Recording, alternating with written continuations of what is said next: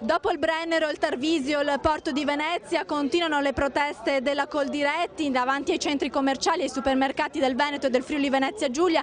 Oggi siamo a Padova perché la Coldiretti ha accompagnato una signora per fare una spesa. Andiamo a vedere quanto dei prodotti che la signora ha comprato hanno l'etichetta con l'origine. La signora Alessandra ha comprato 2 litri di latte.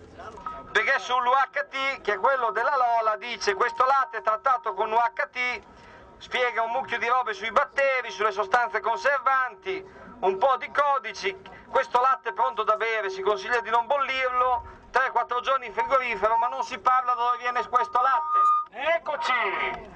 Al supermercato la signora Alessandra ha acquistato i prodotti che consuma abitualmente per il pranzo e la colazione dei suoi figli, ma la sorpresa dopo l'attento commento della Coldiretti è stata tanta. Pochissimi prodotti del suo carrello indicavano la provenienza delle materie prime.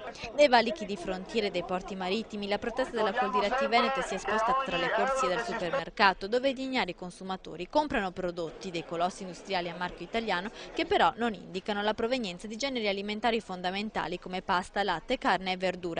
Insomma, in una spesa media di 50 euro, come quello della signora Alessandra che sceglie solo case di produzione italiana, un pacco di pasta su 3, 2 cartoni di latte su 3 sono spacciati per italiani senza esserlo. Il corteo giallo della Coldiretti Veneto ha sfilato davanti il centro commerciale Auchan di Padova per denunciare gli imbrogli che danneggiano il Made in Italy e gli agricoltori schiacciati dal carovita.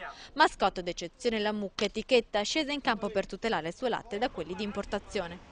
Abbiamo voluto in maniera simbolica far fare la spesa a una mamma, non certamente mettendola nelle condizioni di scegliere quello che più le aggrada, leggendo le etichette, e poi all'uscita abbiamo fatto, controllando poi quello che ci sta scritto in etichetta, che cosa mediamente arriva sulle tavole nostre, delle nostre famiglie e quindi che mangiano i nostri figli.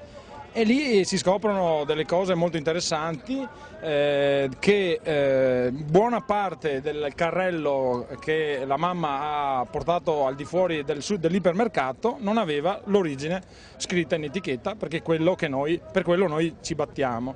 E onestamente mi trovo un po' spiazzata, nel senso che non so dove potermi rivolgere per essere tranquilla nei prodotti che acquisto.